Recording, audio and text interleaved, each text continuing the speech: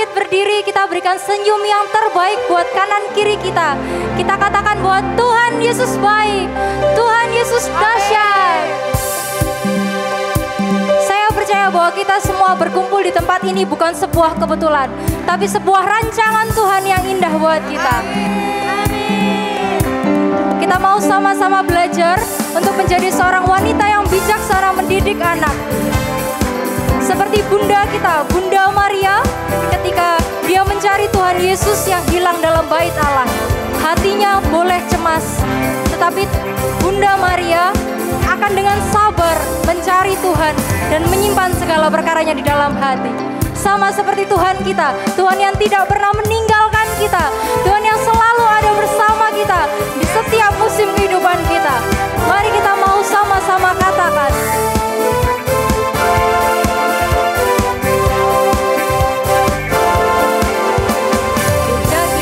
daki-daki gunung yang tinggi, ku turun lembah yang dalam, ku melintasi padang gurun hijau membentang, Yesus besertaku. Kita mau terbang bersama Tuhan.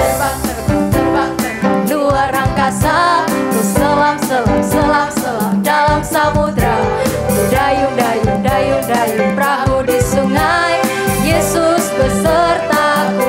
Sekali lagi kita mau mendaki bersama Tuhan. Daki-daki gunung yang tinggi, ku turun lembah yang dalam, ku melintasi padang rumput hijau terbentang, Yesus besertaku. Di kanan kau ada, di kiri kau ada, di atas di bawah kau ada. Di saat kita apa? Kau ada, di duka pun kau ada, karena Engkau Yesusku. Kita mau mendaki gunung bersama Tuhan, lewati lembah. Daki gunung yang tinggi, ku turun lembah yang dalam, ku melintasi padang gurun hijau membentang, Yesus besertaku. Terbang luar angkasa, ku selam dalam samudra, ku dayung perahu di sungai, Yesus besertaku. Di kanan kau ada, di kiri kau ada, di atas di bawah kau ada, di surga kau ada, di duka pun kau ada, karena Engkau Yesus. Karena Tuhan adalah Yesus kita. Karena Engkau Yesus. Berikan sorak-sorai bagi Tuhan. Suami Allah yang hidup, Allah yang berkuasa dulu dan selama-lamanya. Ada kalanya kita memuji Tuhan dengan bersorak-sorai. Ada kalanya kita menyembah Tuhan di dalam ketenangan. Kita mau siapkan setiap hati kita. Kita mau memulai persekutuan doa ini dengan tanda kemenangan Kristus. Dalam nama Bapa dan Putra dan Roh Kudus. Amin. Sungguh terima kasih Tuhan, kalau kami boleh ada sampai hari ini. Kami boleh berada di tempat ini. Semua karena kemurahan-Mu, semua karena kebaikan-Mu Tuhan. Kami sungguh bersyukur Engkau boleh menghadirkan Bunda Maria di tengah-tengah kita. Sosok yang patut kami teladani sebagai seorang wanita. Dia yang selalu setia kepada Engkau. Dia yang selalu menepati janji-janjinya dan tidak akan pernah meninggalkan Engkau sebagai Bapanya. Kami mau belajar seperti Bunda Maria.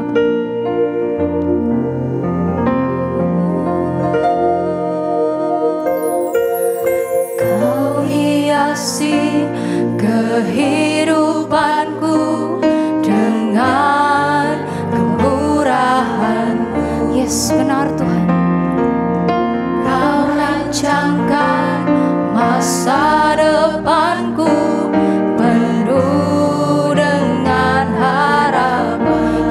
setiap kami Tuhan yang ada di tempat ini.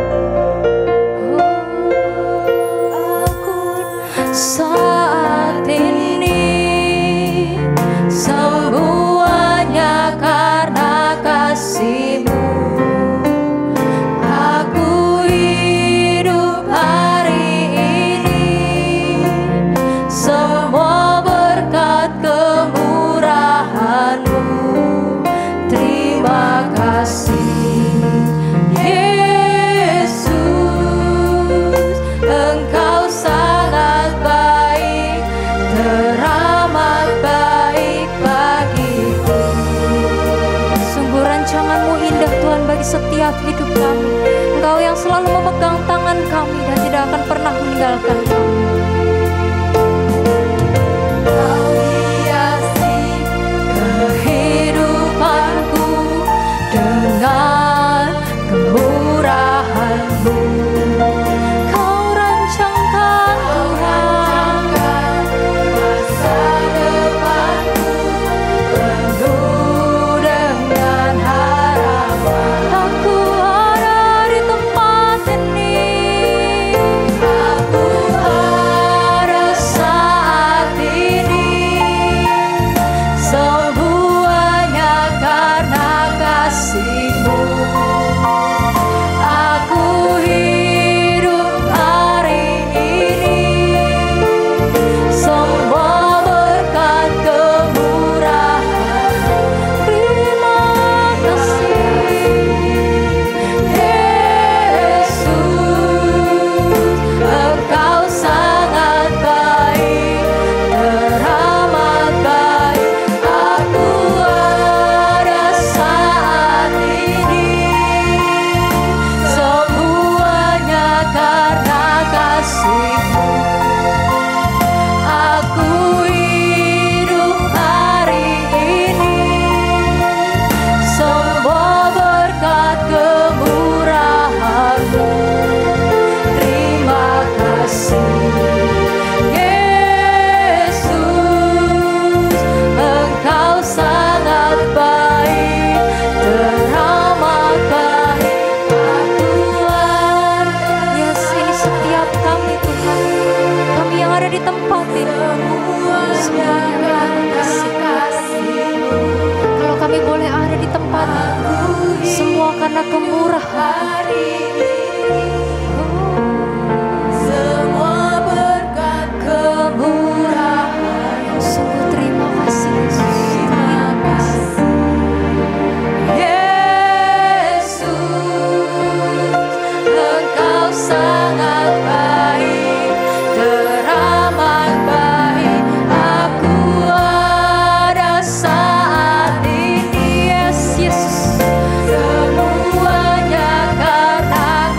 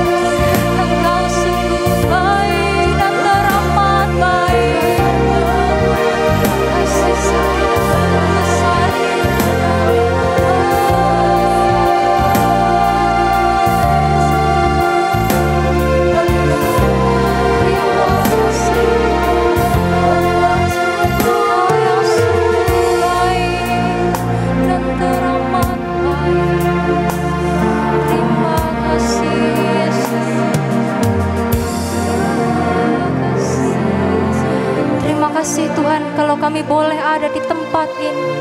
Untuk setiap jalan-Mu bagi hidup kami, untuk setiap masa depan kami sungguh bersyukur dan berterima kasih. Terima kasih Tuhan. Terima kasih Tuhan untuk setiap rencana dan rancangan-Mu dalam hidup kami. Sebab Engkau telah berfirman bahwa rancangan-Mu membawa damai sejahtera.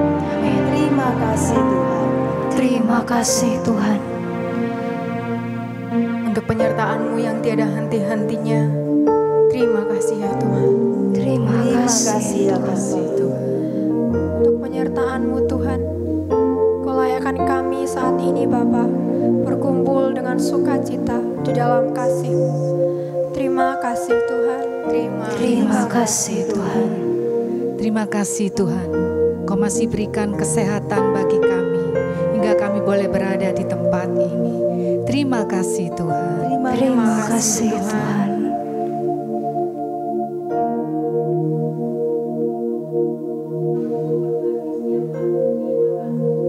Terima kasih Tuhan.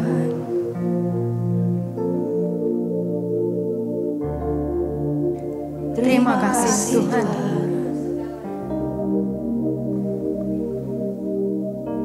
Terima kasih Yesus.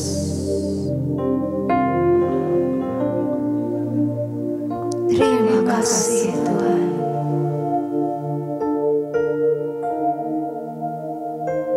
Terima kasih Tuhan.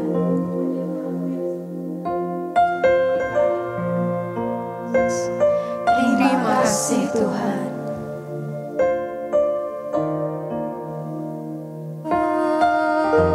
Terima kasih Yesus untuk setiap penyertaan-Mu, untuk kebaikan-Mu bagi kami. Kami ada di tempat ini, itu karena kemurahan saat ini. Semuanya karena kasih-Mu. Aku hidup hari ini, semua berkat kemurahan-Mu.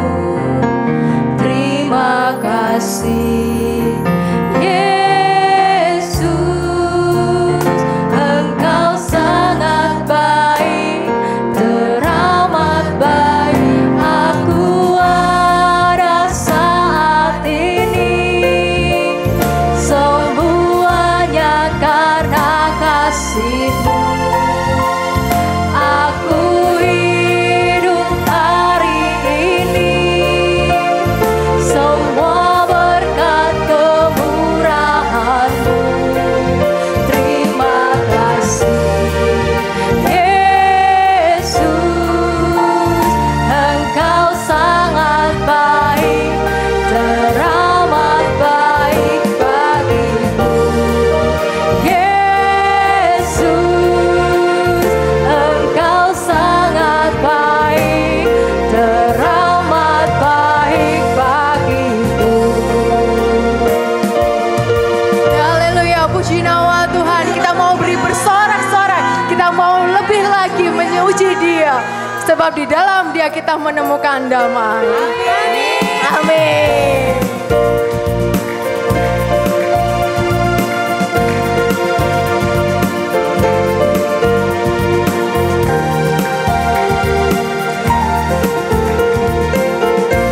Mari bersama-sama kita nyanyikan, kita naikkan pujian.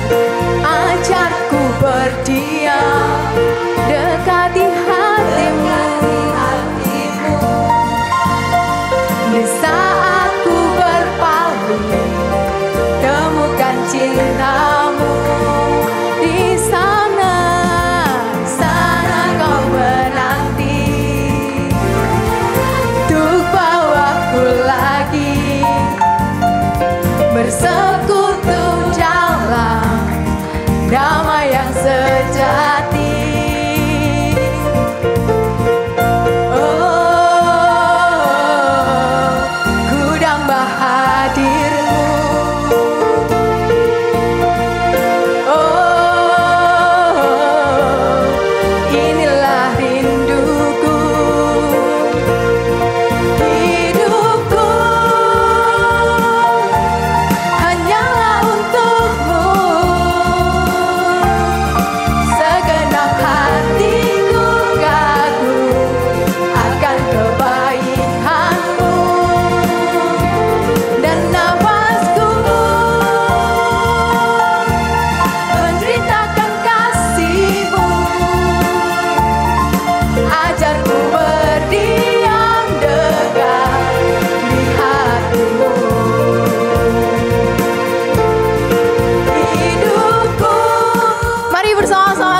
Puji Tuhan. Hanyalah untukmu. Segenap hatiku kagum akan kebaikan-Mu, dan nafasku menceritakan kasih-Mu. Ajarku berdiam dekat di hati-Mu. Ajarku berdiam dekat di hati-Mu. Puji Tuhan, kita mau masuk lebih dalam lagi menyembah Dia, karena kita tahu kita punya Tuhan yang bisa kita andalkan. Satu-satunya yang ku andalkan, satu-satunya yang ku percaya, Engkau sumber kekuatan, sumber pengharapan, sumber kedamaian. Satu-satunya yang ku andalkan. Benar Tuhan, hanya Kau yang kami andalkan, hanya Kau yang kami percaya Tuhan.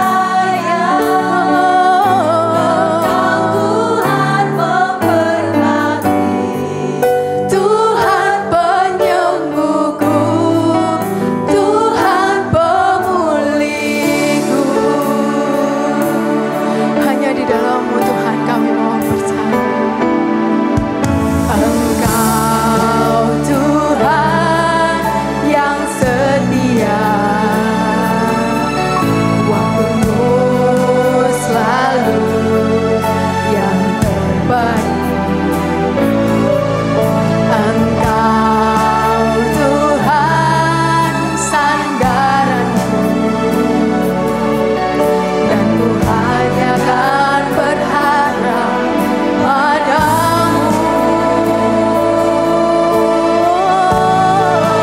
Satunya yang ku andalkan, Yesus. Satunya yang ku percaya, Engkau sumber kekuatan, sumber pengharapan, sumber kedamaian.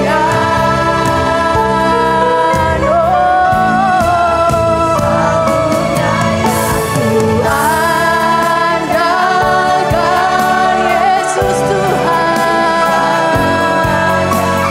Ku percaya, Engkau Tuhan memberkati, Tuhan penyembuhku, Tuhan pemulihku.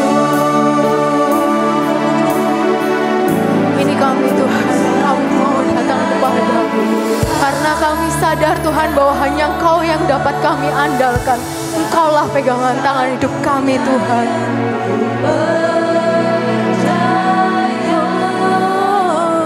Engkau sumber kekuatan, sumber pengharapan, sumber kedamaian. Yesus Tuhan, satunya yang ku andalkan,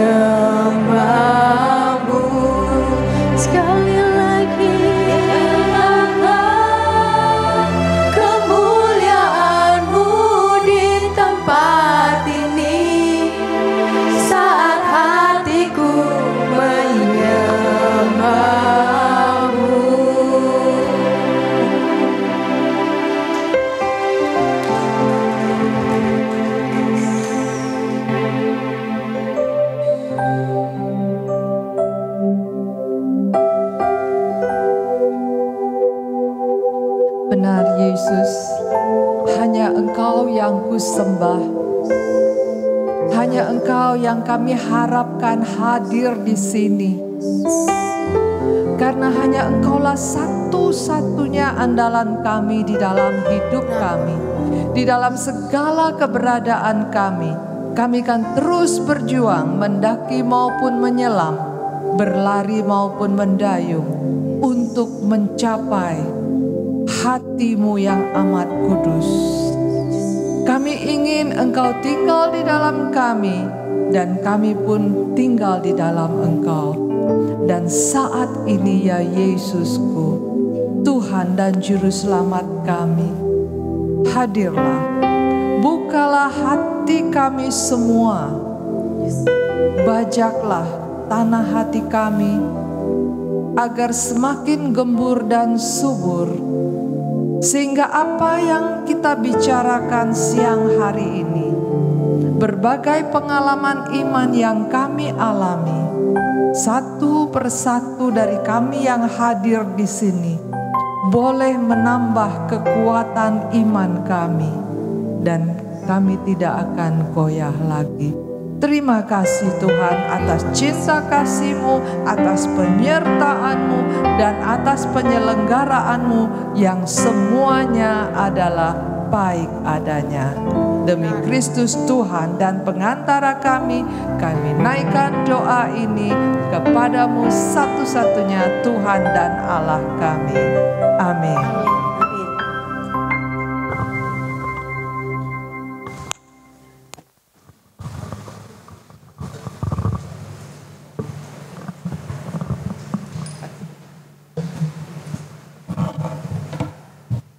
Selamat pagi Bapak, Ibu, Saudara dan Saudariku yang terkasih di dalam Kristus Tuhan.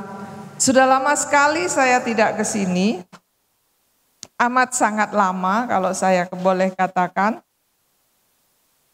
Karena pertimbangan jarak dan sudah banyak sekali juga pengajar-pengajar yang baru yang berdomisili di daerah barat sini. Sehingga saya mencari-cari alasan, mencari dalih ya untuk mengajar di daerah timur saja. Baik Bapak dan Ibu sekalian, topik yang diberikan adalah bagaimana menjadi wanita yang bijak di dalam mengelola keluarga, di dalam mendidik anak-anak kita bersama-sama. Nah, Bapak dan Ibu sekalian, saya mengajak Bapak Ibu sekalian untuk melihat tema yang sempat dicanangkan oleh Paus Fransiskus, seingat saya 2 atau 3 tahun yang lalu, mengenai Ecclesia Domestica, yaitu gereja rumah tangga. Ya, kenapa Paus mengajak kita untuk melihat kembali ke dalam? Kenapa? Karena akhir-akhir ini dengan perkembangan yang luar biasa, teknologi, informasi, dan sebagainya, maka banyak keluarga yang kocar-kacir. Banyak keluarga yang kelihatannya mereka tinggal satu rumah, tetapi satu persatu hati dan pikirannya itu terpisah jauh.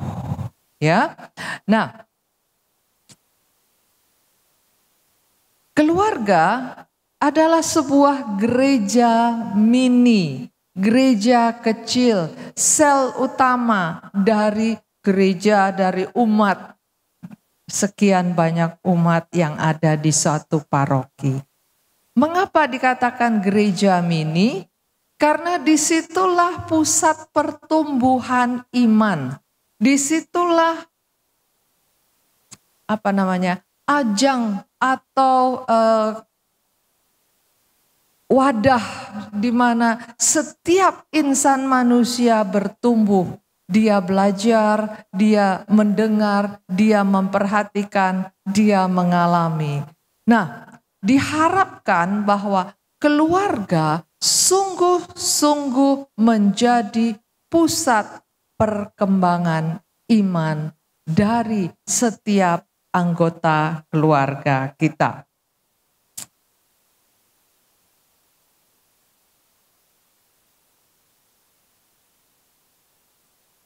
Oke. Mundur. Nah, saya ajak melihat keluarga Kudus Nazaret. Keluarga ini lengkap. Ada ayah, ada ibu, ada anak. Lengkap nggak? Lengkap. Kurang lengkap karena nggak ada anak perempuan, benar? Sudah lengkap karena ada ayah, ada ibu, ada anak. Lengkap terbentuk unsur keluarga, ya. Ada ayah, ada ibu, dan ada anak. Nah, mari kita baca sama-sama. Siang ini saya akan mengutip dari Injil Lukas ayat yang keempat, bab 2 ayat ke-40, lalu kita loncat ayat 51 sampai 52. Kita baca bersama-sama perlahan-lahan supaya kita bisa menghayati makna atau pesan yang disampaikan oleh ayat tersebut. Mari, 3, 2, 1. Anak itu bertambah besar dan menjadi kuat, penuh hikmat dan kasih karunia Allah ada padanya. Pegang ini, kasih karunia Allah ada padanya. Sebelumnya dia bertambah besar, dia menjadi kuat. Secara fisik dia menjadi kuat, ya. Kalau kita perhatikan anak kita bertumbuh, semakin tambah usianya dia semakin kuat. Kemudian penuh hikmat, berarti anak ini mempunyai satu kepandaian, bukan hanya kepandaian biasa, tetapi dia mempunyai hikmat, yaitu satu kebijaksanaan, ya. Dan lebih hebat lagi, kasih karunia Allah ada padanya.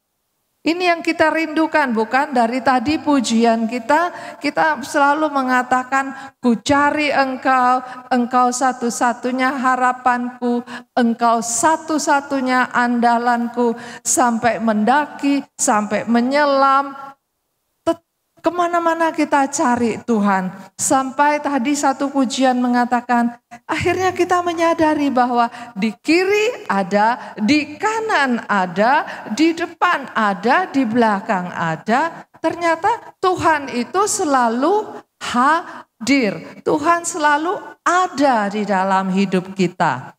Yang yang merasa Tuhan gak ada, bukan karena Tuhannya yang gak ada, tetapi karena kitanya lagi jalan-jalan nyasar, ya. Dan Tuhan selalu panggil, pulang, ayo kembali pulang. Nah, sama seperti kanak-kanak Yesus umur 12 tahun pas suatu perayaan sesuai dengan adat Yahudi saat itu, orang tuanya mengajak anaknya.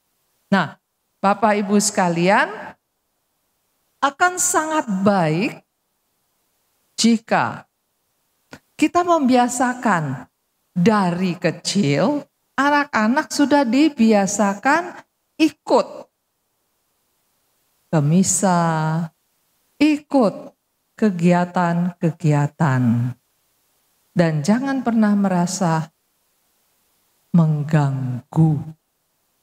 Ya, saya ceritakan pengalaman masa kecil saya. Saya dibesarkan di kota kecil di Sumatera. Parokinya juga relatif tidak terlalu besar jumlah umatnya. Tetapi dari kecil kami sudah diajak oleh ayah dan ibu. Dan pada zaman itu masih 3 jam sebelum komuni itu nggak boleh makan.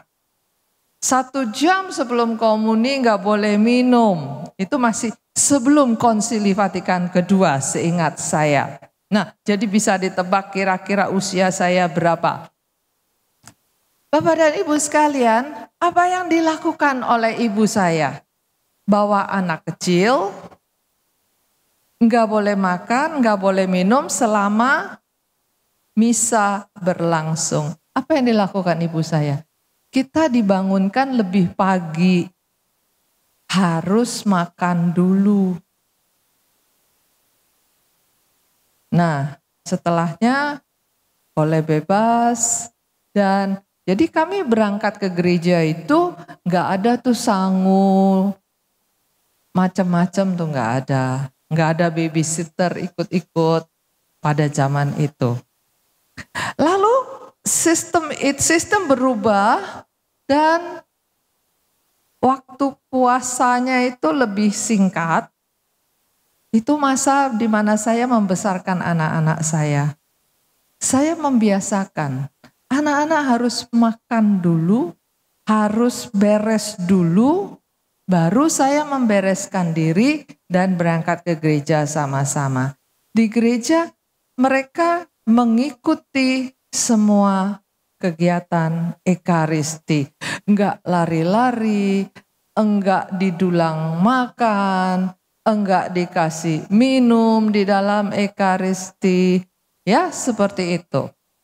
Nah, dari situ mulai tertanam benih cinta akan ekaristi. Nah, sekarang kembali ke topik kita, tema besarnya tadi, bagaimana menjadi wanita yang bijak dalam mengelola rumah tangga, dalam mengelola perkembangan iman keluarga, terutama anak-anak. Seorang ibu mempunyai peranan yang sangat penting, sangat besar peranan seorang ibu. Mari kita lanjut baca ayat 51 dan sampai 52. Lalu, ya baca sama-sama. Lalu ia pulang bersama-sama mereka ke Nazaret dan hidup dalam asuhan mereka. Dan ibunya, kalau diteruskan apa? Menyimpan semuanya dalam hati. Anak itu makin bertambah besar dan bertambah hikmatnya dan besarnya dan makin dikasihi Allah. Kenapa tidak dikatakan bapaknya, tapi ibunya? Ya, yang masuk ke bait Allah menjumpai Yesus dan mengatakan, "Nak, mengapa kamu melakukan ini kepada kami?" Siapa? Ibunya. Ayahmu dan aku mencari kamu. Jadi yang menjadi menjadi payung buat anak, seperti seekor elang kalau melindungi anaknya, itu ibu.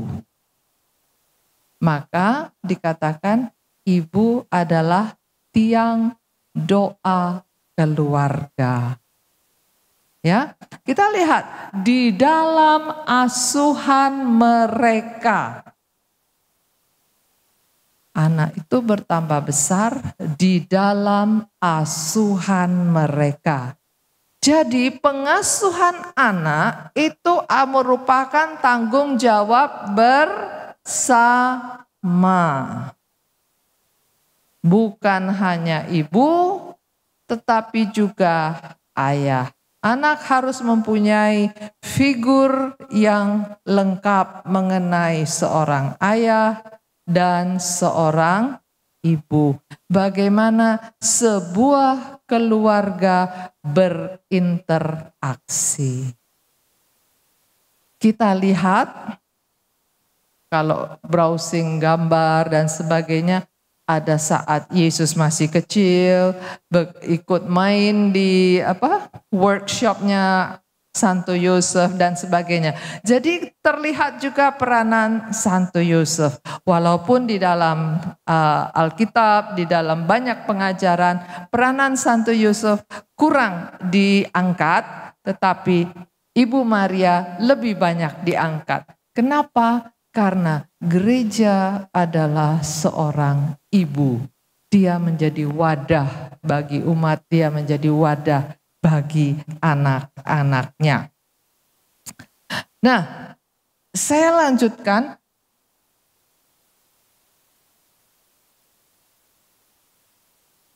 Mengapa keluarga kudus? Yang pertama, saya mau mengajak Bapak Ibu sekalian melihat bahwa setiap anggota dari keluarga kudus Nazaret itu berproses, mengalami satu perjalanan atau pergolakan atau pergumulan iman bersama Allah.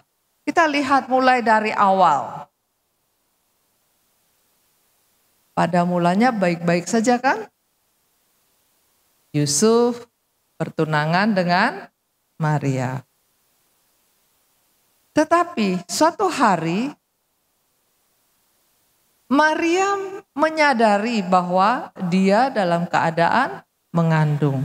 Yusuf pun tahu dan dia merencanakan secara diam-diam mau meninggalkan Maria. Mengapa? Karena sesuai dengan adat pada masa itu, keadaan sangat tidak menguntungkan bagi Maria. Kalau ketahuan dia hamil di luar nikah sesuai dengan adat pada masa itu. Nah, jadi mereka berproses dan pada saat Yusuf sedang galau, pada saat Yusuf sedang memikirkan tinggal atau tidak, kalau tinggal bagaimana caranya, kalau tidak bagaimana caranya, itu bukan anak dari saya dan sebagainya. Sebagai manusia dia galau sekali, tetapi Tuhan selalu ada. Ya, sesuai dengan nyanyian kita, kiri kanan depan belakang Tuhan selalu ada. Tuhan hadir bagi Santo Yusuf melalui mimpinya bahwa ambil, tetap nikahi dia. Dia tetap calon istrimu yang suci, yang murni. Ya. Nah, ketika Yesus mulai memasuki usia dewasa, dia juga berproses. Sampai pada satu titik dia sampai menawar kepada Bapa di surga. Kalau boleh, biar piala ini berlalu. Nah, ketiga anggota ini, masing-masing anggota ini mereka berproses. Jadi Bapak dan Ibu, saudara-saudaraku sekalian, apabila di dalam kehidupan atau perjalanan hidup kita terjadi banyak masalah yang Tuhan izinkan kita alami, jangan lari dari Tuhan. Tetapi jalani proses itu, karena semakin kita tekun mencari Tuhan, semakin banyak kerikil yang ditaruh oleh si jahat. Dan Tuhan selalu mengawal kita. Tuhan selalu menyertai kita untuk bisa melewati kerikil-kerikil itu. Hal yang kedua kita lihat. Saya mengambil contoh keluarga kudus Nazaret karena apa? Karena Yesus selalu ada di tengah mereka. Ingat kalimat yang di depan tadi dalam ayat Injil Lukas? Dia tinggal dalam asuhan mereka. Nah, sekarang pertanyaan untuk kita semua, apakah kita masih atau sudah setia selalu menghadirkan Yesus di dalam keluarga kita? Ini kan yang menjadi pertanyaannya. Sudahkah kita setia atau dulu pernah sekarang tidak? Atau kami berjalan dengan kekuatan sendiri?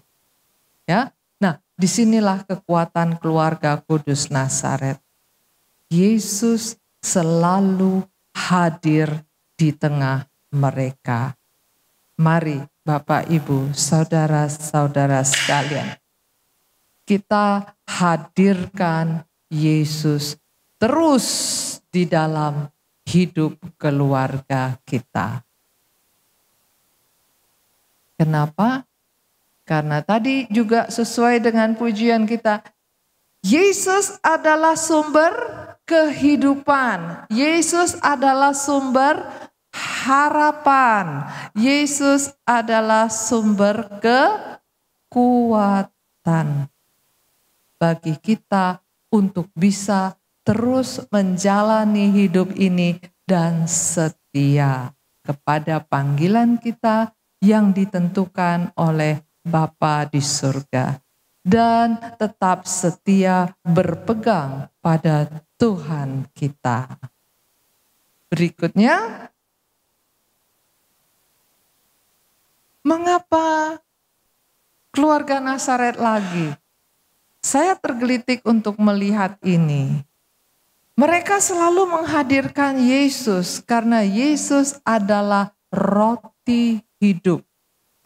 Siapa di ruangan ini atau keluarga mana di ruangan ini yang tidak memerlukan makanan? Ada enggak? Ada enggak yang tidak memerlukan makanan? Enggak ada. Manusia hidup memerlukan makanan. Ingat waktu Yesus setelah berpuasa, iblis ganggu dia, ubah batu ini jadi roti. Tapi satu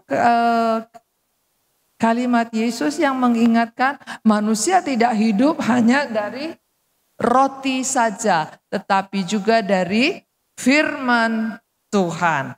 Nah, sekarang kita lihat Yesus sebagai roti hidup, dan kita tahu kalau kita baca Injil Yohanes bab 1, pada mulanya adalah firman. Firman itu tinggal bersama-sama dengan Allah.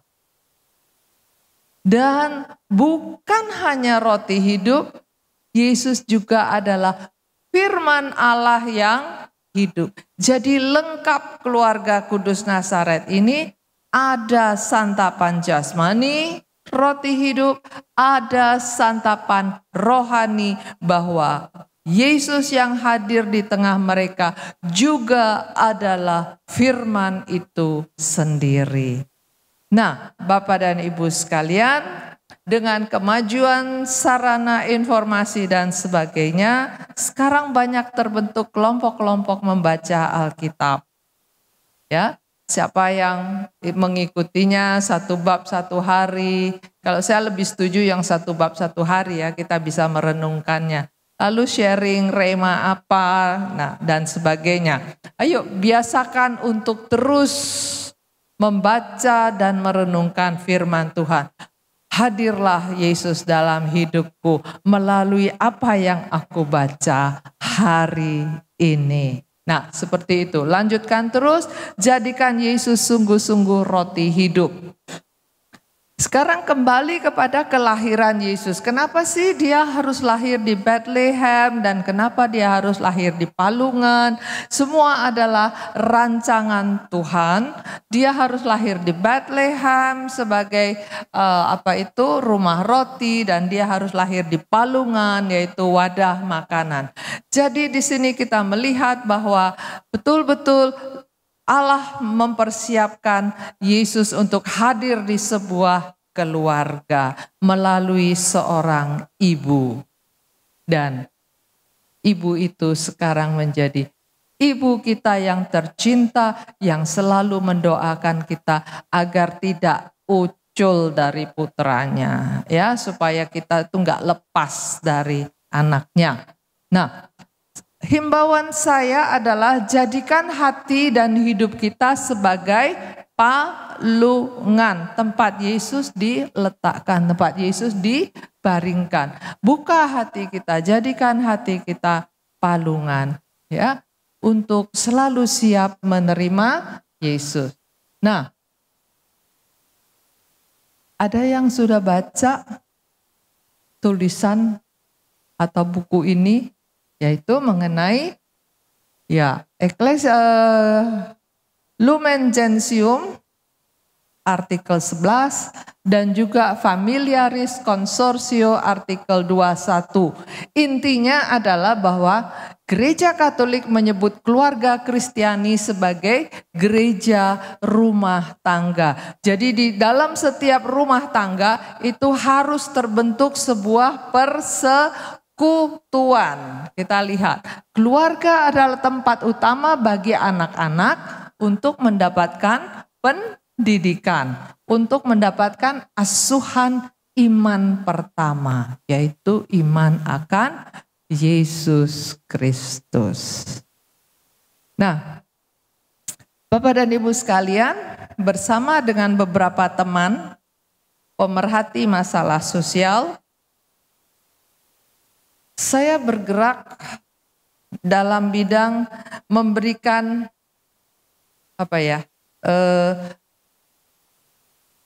sarasehan atau pengarahan atau kepada para ibu-ibu rumah tangga.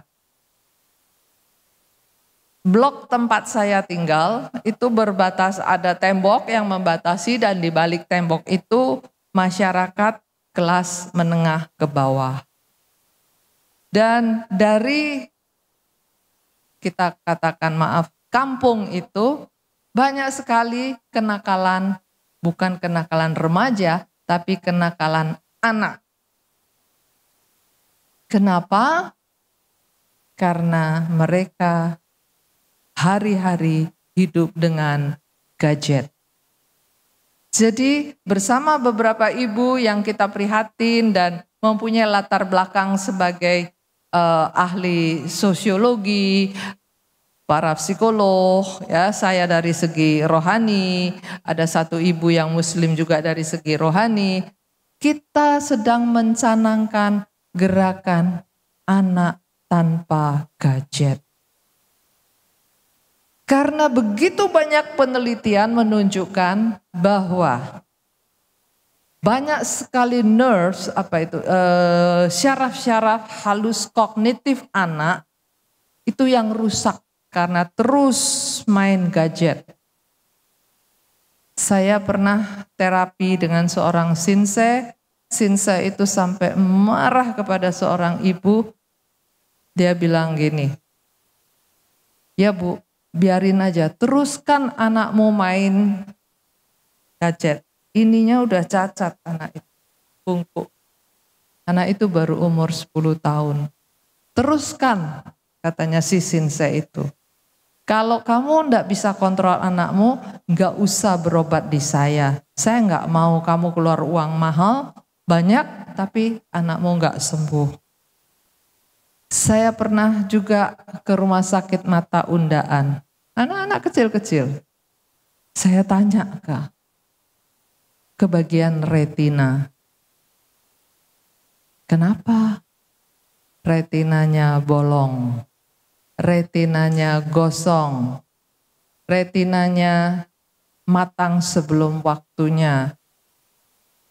Terus kebetulan saya kenal sama dokter matanya, waktu saya kontrol saya tanya, loh dokter kenapa banyak sekali anak itu? Ya karena kena sinar, terus menatap non-stop, main posisi nggak diperhatikan.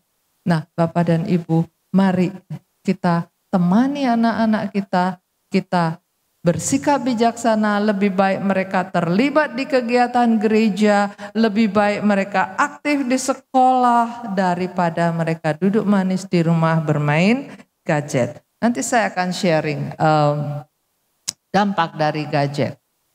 Nah, di dalam keluarga ada unsur-unsur pokok gereja, yaitu ada persekutuan, ada cinta kasih, dan ada pewartaan iman yang diharapkan selalu terjadi. Nah, ini yang sayang ya, tidak semua keluarga Katolik menjalankannya. Pada doa malam bersama biasanya diharapkan itu ada pembacaan firman dan kemudian cerita satu sama lain. Ya, apa yang kamu rasakan dari bacaan itu? Tetapi kita belum biasa melakukan itu. Akan sangat baik jika kita mencoba ya untuk melakukannya. Dan yang berikutnya, keluarga merupakan tempat pertumbuhan iman dan cinta kasih antara anggota keluarga. Bapak dan Ibu, saya pernah bekerja di sekolah Ciputra sini. Sebelah situ ya arahnya ya. Pada tahun-tahun pertama. Ada beberapa anak yang selalu pesan ke supirnya, jangan jemput cepat-cepat ya, aku mau main dulu. Tuh, anak kecil-kecil. Jangan jemput cepat-cepat. Terus tugas saya adalah sebagai public relations. Jadi saya harus turun, lihat anak-anak. Nanti kalau ada sesuatu yang kurang beres, saya harus telepon orang tuanya. Nah, saya tanya, kenapa nggak mau pulang? Tahu jawaban mereka? Ngapain pulang, Bu? Di rumah cuma ada Mbak. Papa mama nggak ada, nggak punya teman. Enak di sekolah, Bu. Main. Ada anak kelas 1 yang pulangnya tuh jam 11, minta dijemput jam 4. Jemputnya jam 4 aja ya Pak ya. Terus saya tanya pengasuhnya, kan masih suka diantar. Terus ngapain dia? Di perpustakaan, Bu. Oh ya syukurlah kalau di perpustakaan. Main gadget? Enggak, dibaca. Buku-buku bergambar dan sebagainya. Nah, Bapak dan Ibu, anak-anak seusia ini mencari cinta kasih ayah dan ibu. Di mana ayah dan ibu? Sama dengan kenakalan anak-anak di kampung di sebelah perbatasan kompleks saya. Kita ke rumahnya, kita tanya, kita panggil, kita dudukin sama-sama. Mereka kekurangan cinta kasih ibu, bukan ayah. Kekurangan cinta kasih ibu. Nah, Bapak dan Ibu sekalian, tanpa mengecilkan peranan ayah, peranan ibu merupakan inti di dalam pertumbuhan keluarga. Berikutnya, keluarga sebagai tempat dukungan, pendampingan, dan bimbingan. Nah, di sini peranan kita, dua-dua orang tua bertanggung jawab untuk menjadi pewarta iman pertama bagi anak-anak mereka. Pewarta iman pertama. Halo, sudahkah coba kilas balik puluhan tahun yang lalu, waktu anak-anak kita membutuhkan, apakah kita mewartakan iman kepada anak-anak kita atau lebih banyak baca ceritanya Bobo, Donald Duck, si Kuncung, itu zaman dulu. Kalau yang baru-baru ini apa? Itu. Apa yang kita sajikan kepada anak-anak kita? Saya merasa bersyukur. Saya bersyukur. Orang tua saya membelikan kami banyak buku karena mereka berdua kutu buku. Kami juga menjadi anak-anak yang besar sebagai kutu buku ya. Banyak sekali buku. Tetapi kebanyakan cerita-cerita tentang sejarah Waktu itu perjanjian lama yang disederhanakan. Kita kalau baca itu sampai ketakutan. Nah, saling bunuh, saling menyerang. Tapi dengan versi bahasa anak pada masa itu. Nah, lalu kalau malam kita kumpul habis makan malam, kita suka tanya sama ayah dan ibu, kok kejam ya? Kenapa ya mereka saling bunuh? Lalu diceritakan mengapa. Dan disitulah mulai benih-benih pertumbuhan iman kami anak-anak dalam keluarga pada masa itu. Waktu saya mempunyai anak, saya hanya mempunyai 2 anak laki-laki dan dua-dua sudah berkeluarga. Saya juga menanamkan kebiasaan itu untuk memberi mereka bacaan. Bacaan tentang kisah-kisah Injil dan sebagainya, ya.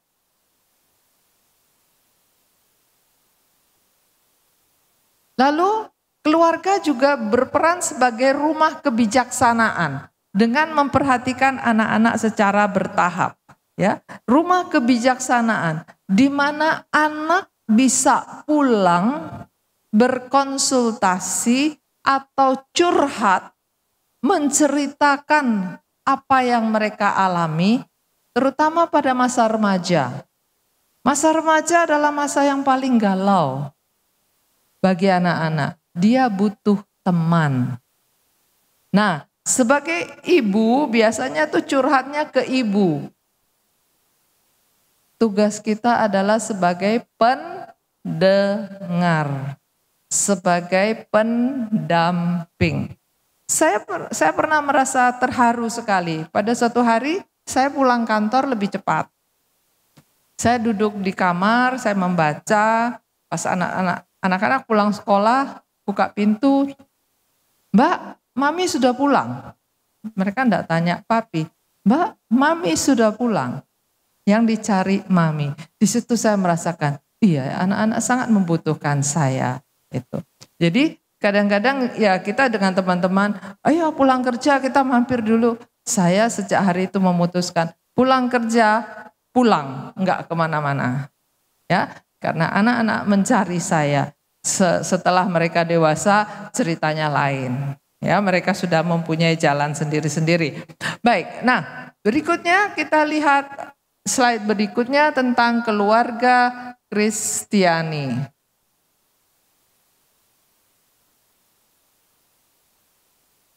Nah, disinilah keluarga Kristiani diharapkan sungguh-sungguh menjadi wadah untuk setiap anggotanya menghayati rahmat pembaptisan dan menanamkan iman, pengharapan, dan kasih.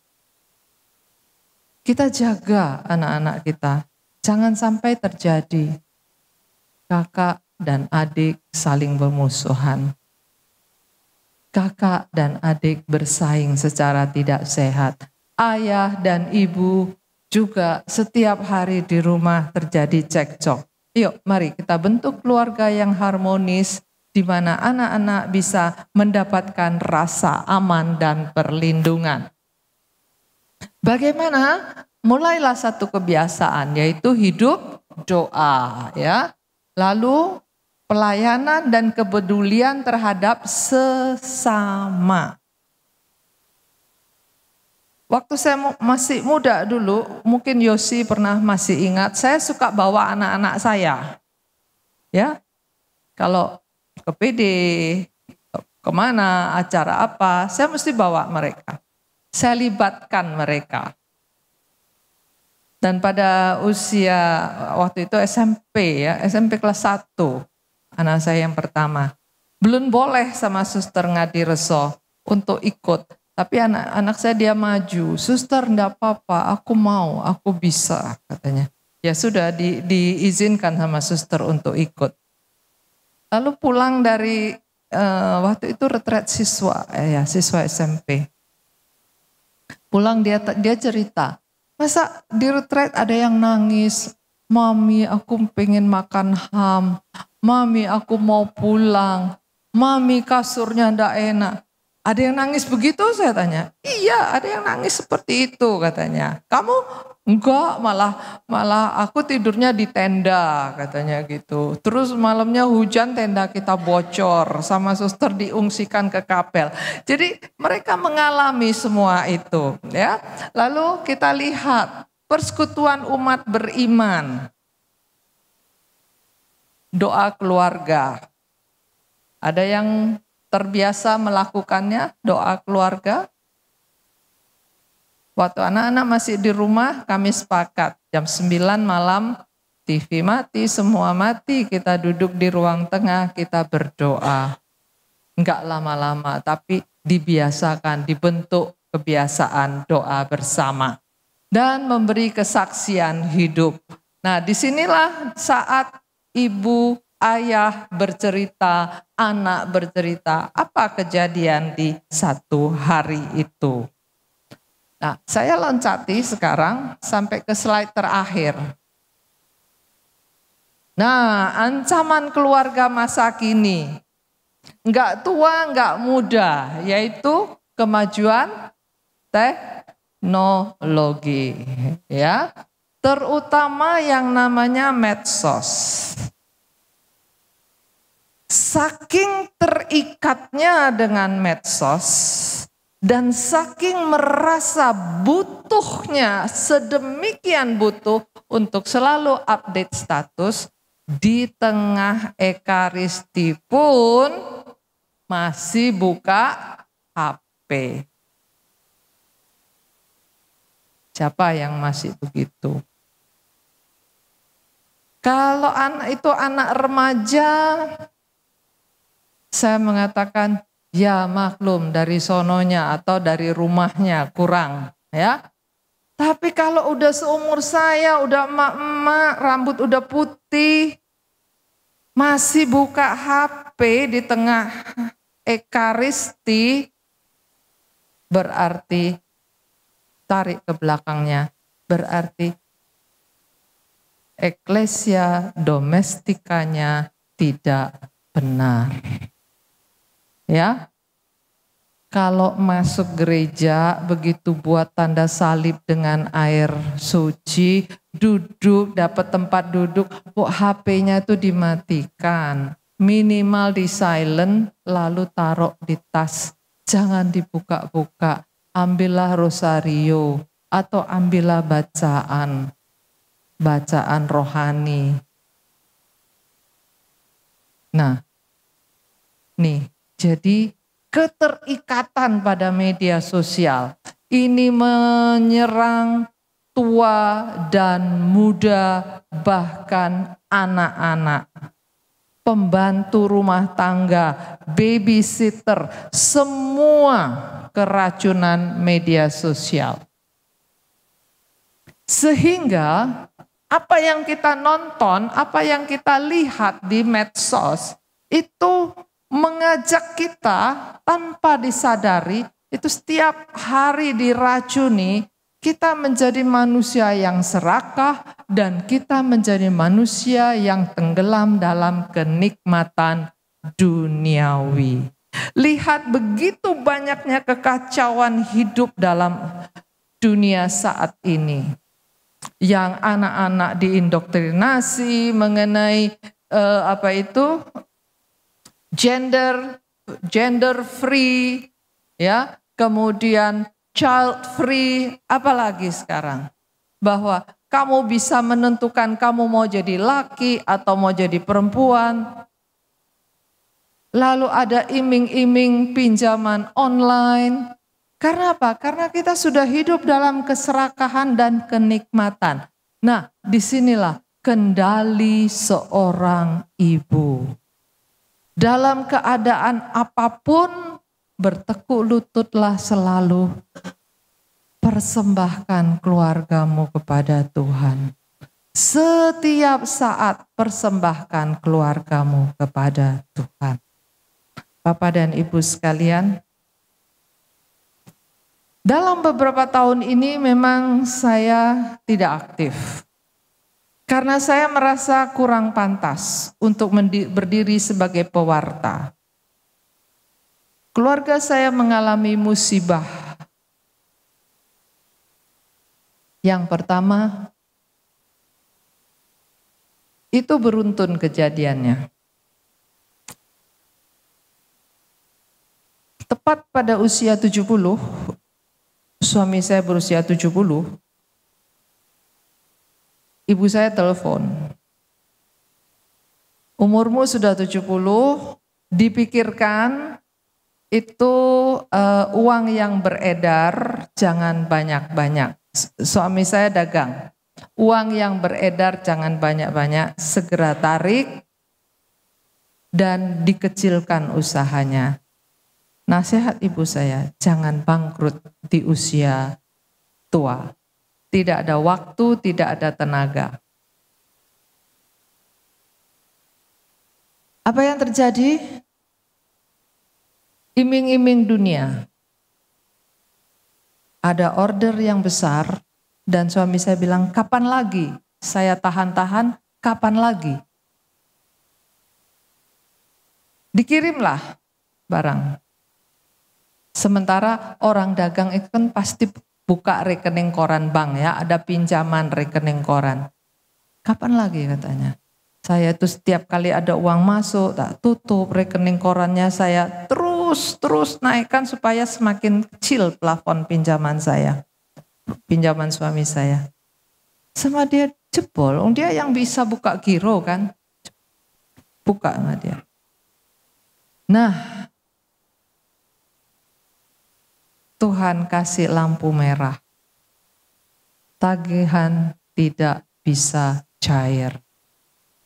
Mulai. Itu satu. Yang kedua, ibu saya mulai keluar masuk rumah sakit. Jadi kami anak perempuan harus bergantian pulang. Saya sering sekali harus pulang ke Pekanbaru dan sebagainya. Semakin menipislah cadangan keuangan.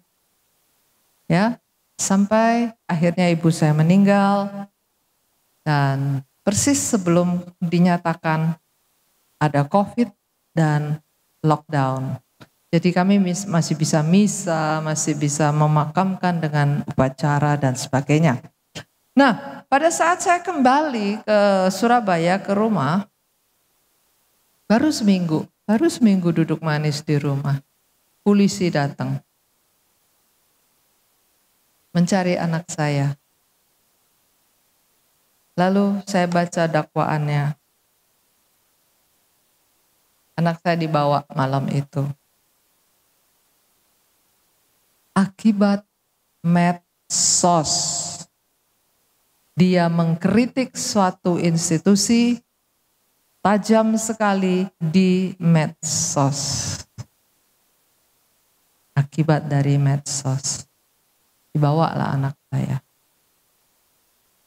Lalu berperkara secara hukum. Dan dia harus masuk tahanan.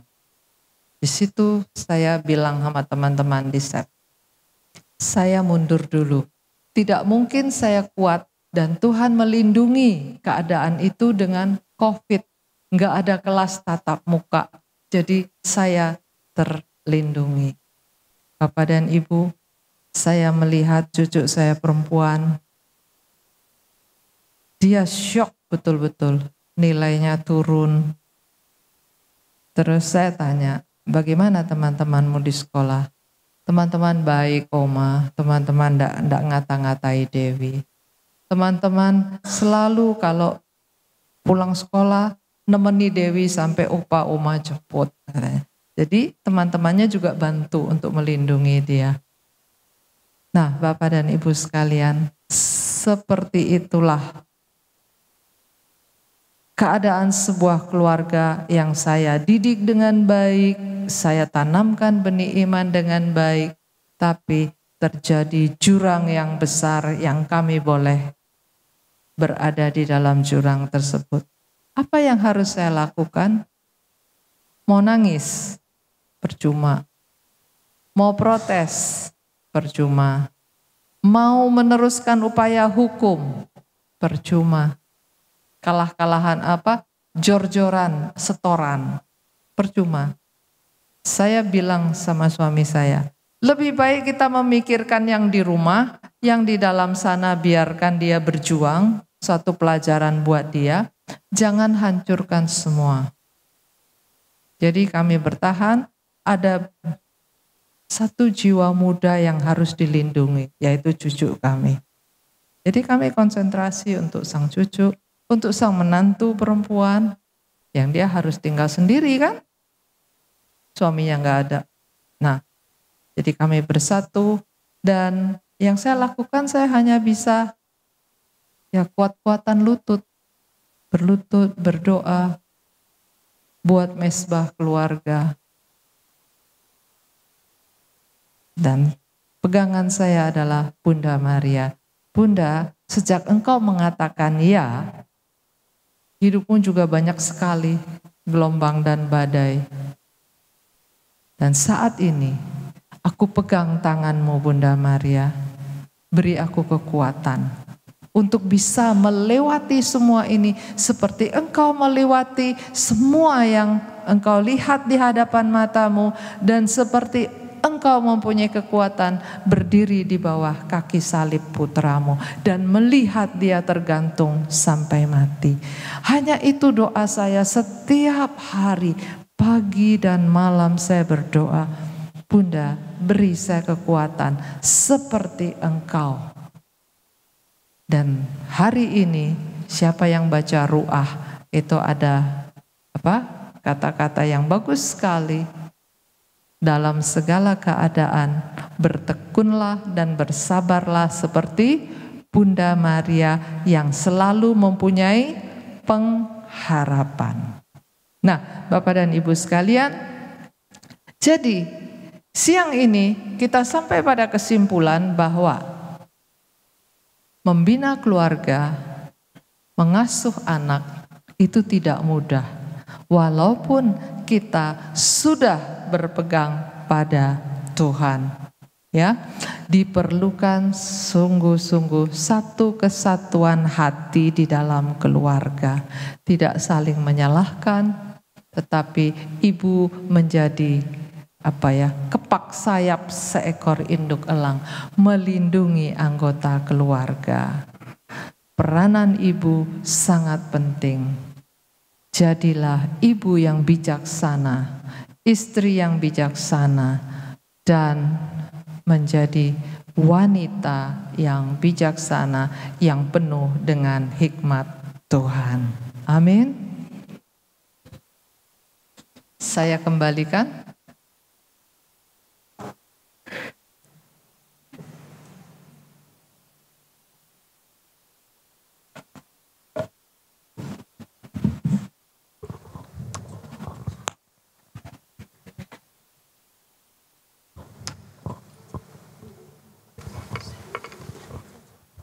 Terima kasih Ibu Medi untuk sharingnya. Kita bisa menyimpulkan bahwa, tadi sudah disimpulkan bahwa yang menjadi seorang wanita itu tidak mudah. Sebelum kita masuk ke persembahan, mungkin ada yang mau sharing dari apa yang sudah didapatkan dari firman hari ini. Bu Luciana?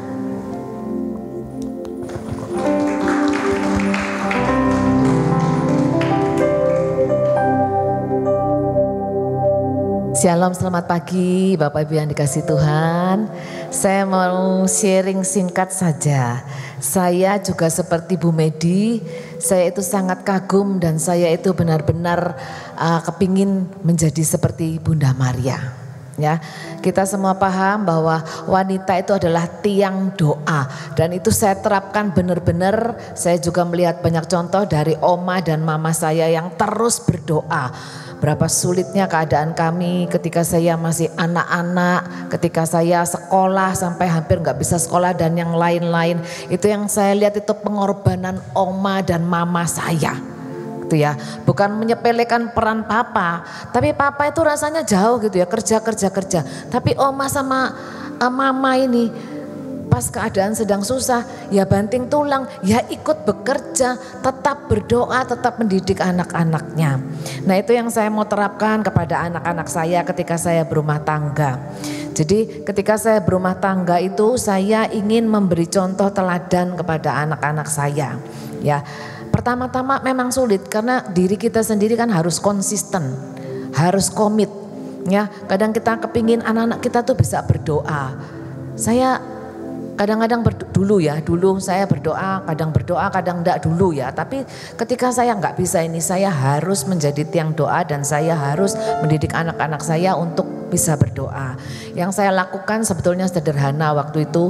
Kita kan enggak mempan ya kalau ngomong sama anak-anak itu, sini keluar sini. Tapi saya menciptakan suasana di mana anak-anak saya itu bisa melihat saya berdoa. Sengaja kamar saya tuh tak buka gitu separuh ya toh. Wah ini kira-kira jam segini nih berangkat sekolah dia pasti lewat kamar saya. Ya kadang-kadang ya itu tricky ya.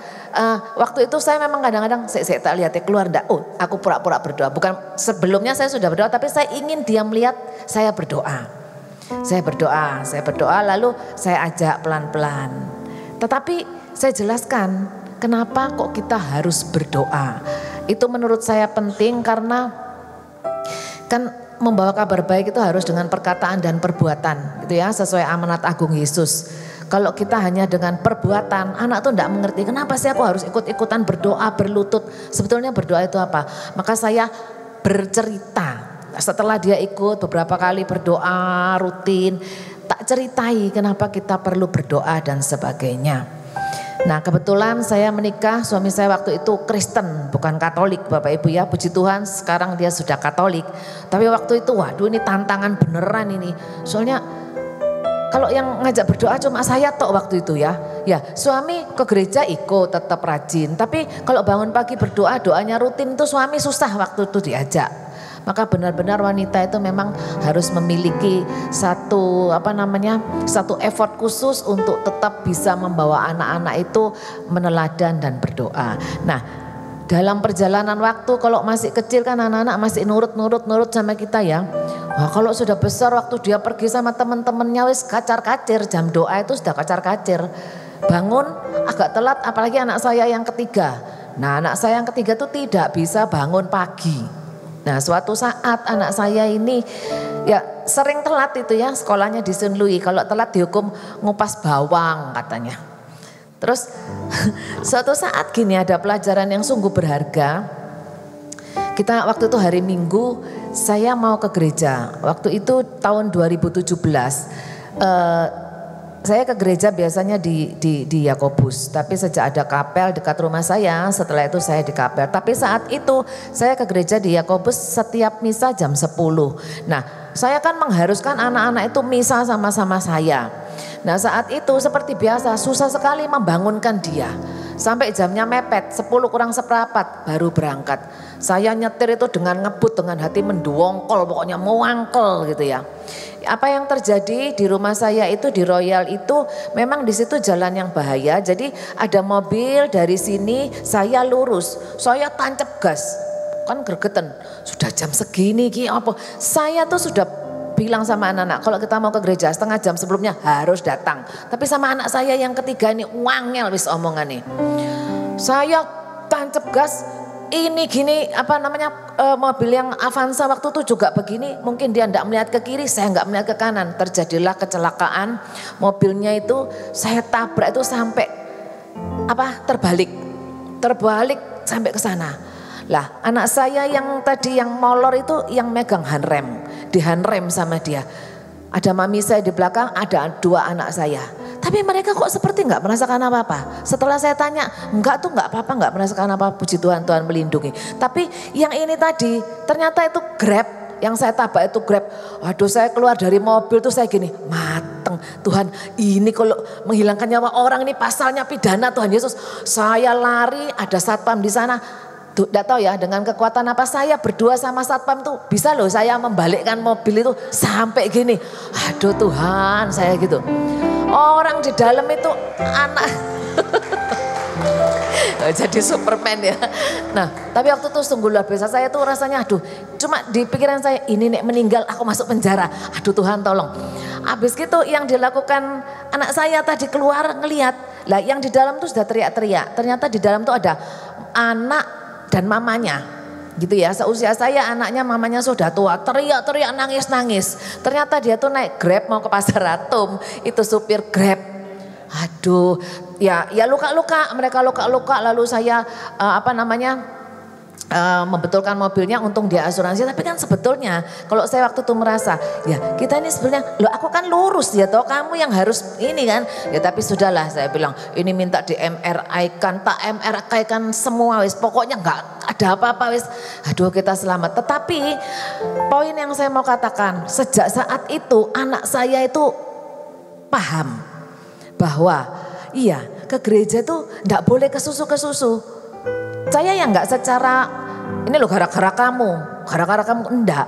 Tapi dia tahu kalau saya mangkel gara-gara dia, dan itu terjadi mungkin Tuhan juga ingin menunjukkan ini loh ya, kalau kamu mangkel itu bagi saya mangkel dongkol kamu udah hati-hati begini. Tetapi bagi anak saya hargailah waktu, kalau untuk Tuhan kamu ya harus disiplin ya sebelumnya. Nah sejak saat itu dia agak bertobat. Ya agak, tapi kita masih berjuang untuk dia terus bisa mendisiplinkan dirinya. Ya itu puji Tuhan, Bapak Ibu, ada hikmat yang bisa kita ambil dari kejadian itu. Terima kasih. Terima kasih sharingnya Bu Lucy sampai bisa membalikan mobil itu ya. Kalau nggak dari Tuhan kekuatannya ya dari siapa lagi. Mungkin ada satu lagi singkat saja sharing. Jika tidak ada kita lanjut untuk mendengarkan pengumuman. Baik, Bapak Ibu, saya percaya bahwa setiap kita sudah diberkati oleh Tuhan. Maka kini saatnya untuk kita bisa memberikan persembahan yang terbaik untuk Tuhan.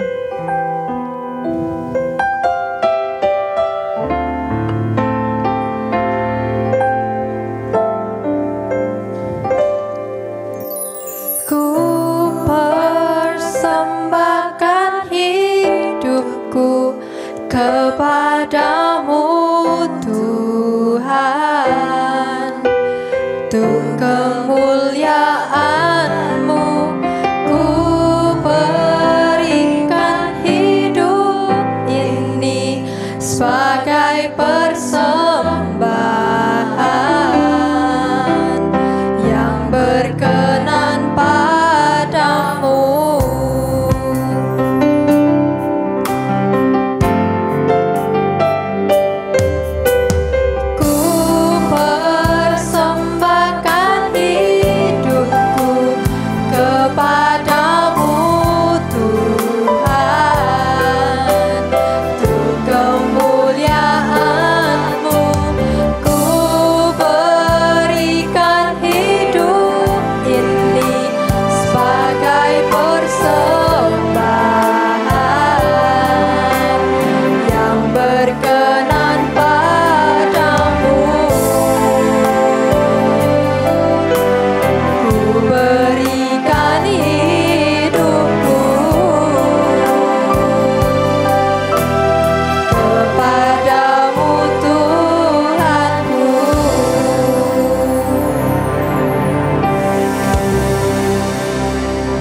Baik Bapak Ibu, saya akan bacakan beberapa pengumuman berikut ini.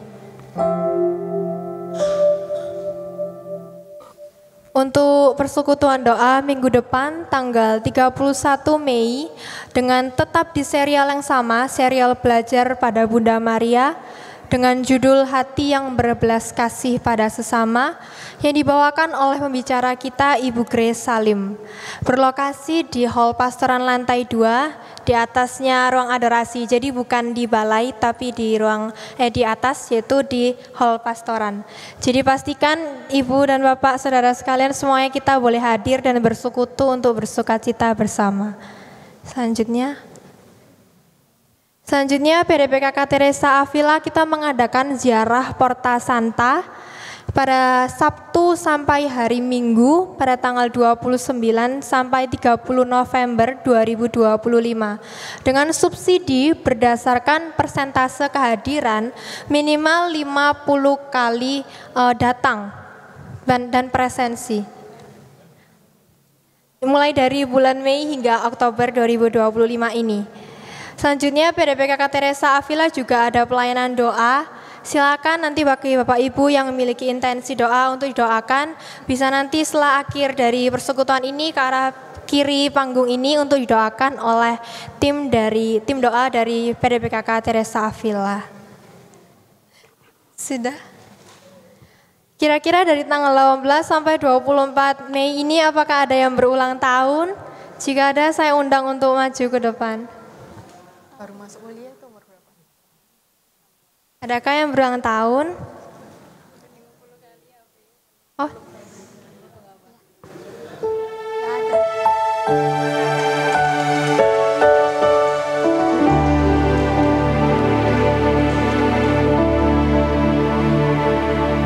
Ibu Meidi, kami persilakan. Maju.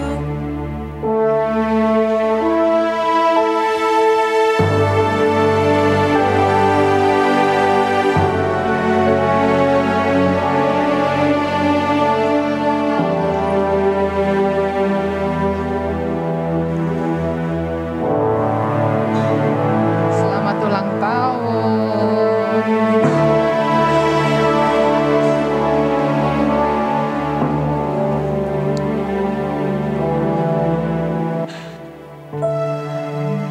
Bapak Ibu sekalian, mari kita berdiri, kita arahkan tangan kita atau kita tetap mengarahkan hati dan pikiran kita kepada Tuhan dengan intensi mendoakan Ibu siapa? Afong. Ya, baik.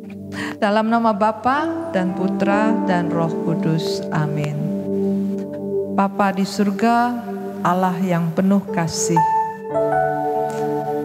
Engkau hadir di tengah kami bersama dengan Bunda Maria yang telah diberikan oleh putramu kepada kami. Di antara kami ada salah satu saudara yang hari ini merayakan ulang tahunnya, yaitu Ibu Afong. Kami semua bersekutu, sepakat, bersatu hati memanjatkan doa kepadamu untuk kebahagiaan, kesehatan, ketenangan hidup bagi saudara kami Ibu Afong. Ya Bapa, curahkanlah rahmat-Mu ke dalam hidupnya. Berikanlah segala karunia yang dibutuhkannya, terutama karunia hikmat dan kebijaksanaan yang hanya berasal dari-Mu saja. Terima kasih Bapa. Dan biarlah Engkau juga memberkati keluarga dari Ibu Afong ini sama seperti Engkau telah memberkati kami semua. Doa ini kami panjatkan dengan perantaraan Yesus Kristus, Tuhan dan Penyelamat kami. Amin. Dalam nama Bapa dan Putra dan Roh Kudus. Amin. Enggak nyanyi happy birthday?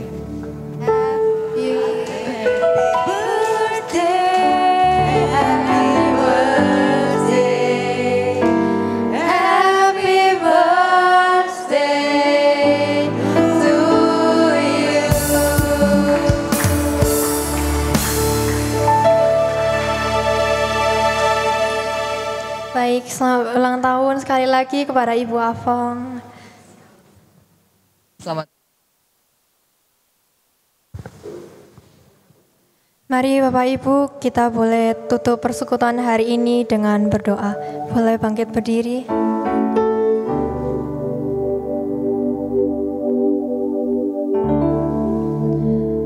Tuhan Yesus, Tuhan yang Maha Baik.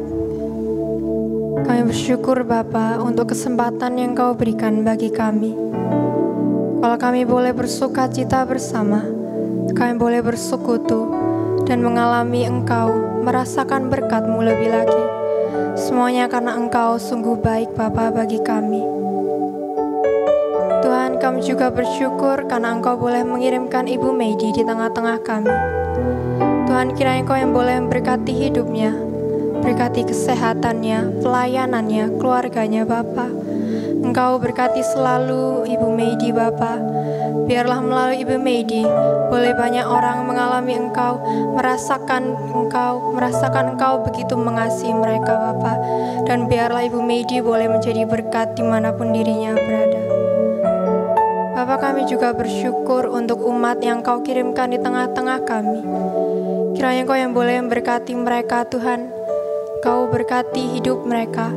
Biarlah mereka boleh selalu dan terus mengalami Engkau, mengalami kasih-Mu Bapa di dalam keseharian mereka. Kami juga berdoa bagi persekutuan Avila ini Bapa, bagi pelayan-pelayannya. Terima kasih Bapa karena Engkau telah melayakkan kami. Terus pakai kami Bapa, biarlah melalui setiap pelayanan-pelayanan kami, karya-karya pelayanan kami boleh semakin memberkati setiap orang. Dan biarlah semua orang, semua anak-anak-Mu boleh semakin mengalami dan merasakan kebaikan-Mu Bapa. Kini kami mau pulang Bapa, kami mau melanjutkan kegiatan kami selanjutnya. Biarlah Engkau yang boleh memberkati kami, menyertai kami dengan segala berkat-Mu dan penyertaan-Mu Bapa. Kami serahkan hidup kami ke dalam tangan-Mu Tuhan. Romo Benoa boleh minta berkatnya.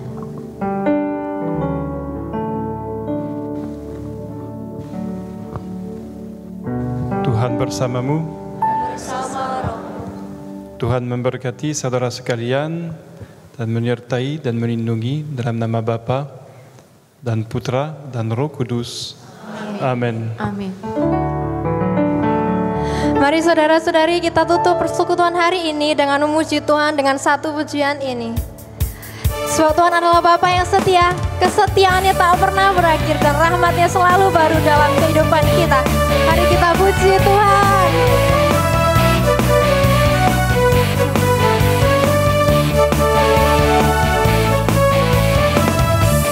Dari hari ke hari tak pernah terbatalkan, berkat-Mu turun atas hidupku.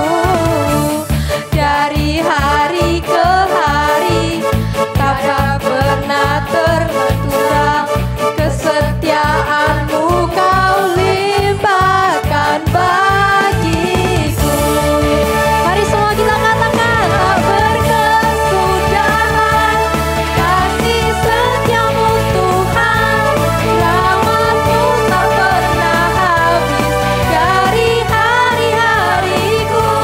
Tangan-Mu yang perkasa, besar kejayaan-Mu, selalu menopang hidupku, selalu pegang erat tanganku.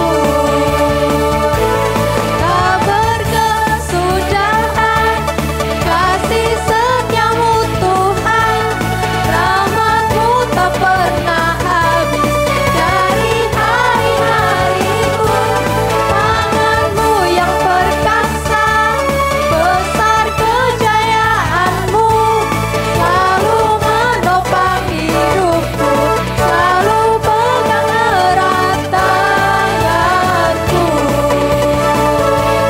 selalu pegang erat tanganku,